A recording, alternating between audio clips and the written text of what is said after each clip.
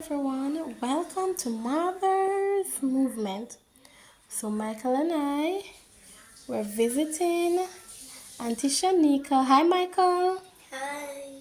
We're visiting Auntie Shanika for the Sunday evening and then we're gonna go back home in a few minutes. So today guys, I was reminiscing on the journey that I went through for the month of December and a little part of January and some of the things that I've learned, for those weeks. While Michael was away at his dad, I took the time out to focus on self awareness. So I started a little handbook. Some people call it a journal, but this one is a book that I take with me every single day. And I would record in the book like what what are my triggers, what are some of the things that gets me annoyed or gets me angry or gets me depressed or gets me overwhelmed. And I would write down what are the trigger and how I'm gonna deal with this particular trigger. And in doing my research and my reading, I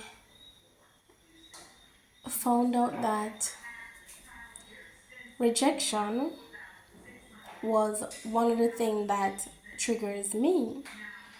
And so I started reading up on rejection. So it's so good for us to know ourselves. It's so good when we are self aware. We know what's happening to us. We know why we feel the way we feel.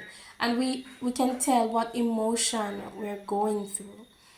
So I spent the time focusing on rejection, focusing on where did it started, how did it affected me so much, why does it affect me so much. And I learned that sometimes when you think you are being rejected, but sometimes it has nothing to do with you. Sometimes the person that you think is rejecting you, they have their side of the story, which you don't know. I remember there was this young lady who told her story. She said she was in college and they were having a ball, and while they were having the ball, she didn't have a partner to go to the ball with. And so she decided that there was this guy that, she had her eyes on him.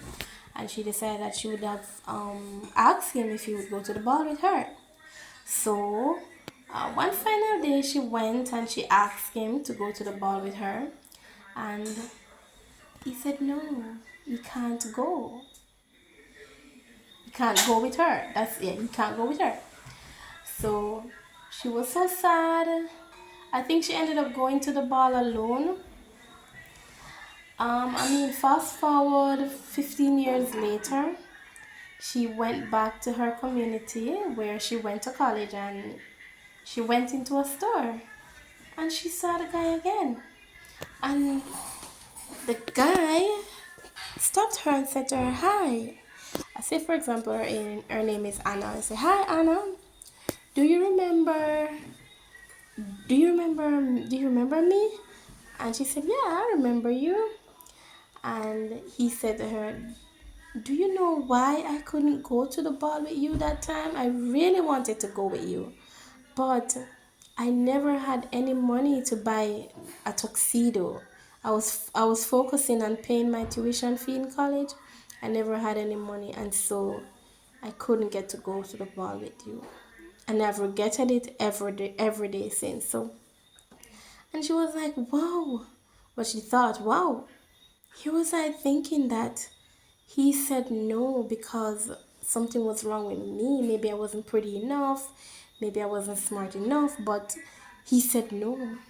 So, right there and then, she learned and also used her story to help me to learn that our rejections at times may not be nothing relating to us. We are beautiful. You are beautiful. I am beautiful. You know, We're special, we're smart, we're intelligent in our own way, we're perfect in our own way. So, whenever you are rejected, I want you to first know that the person that rejects you, it has nothing to do with you. It has nothing to do with your abilities or incapabilities. It has more to do with them. Okay?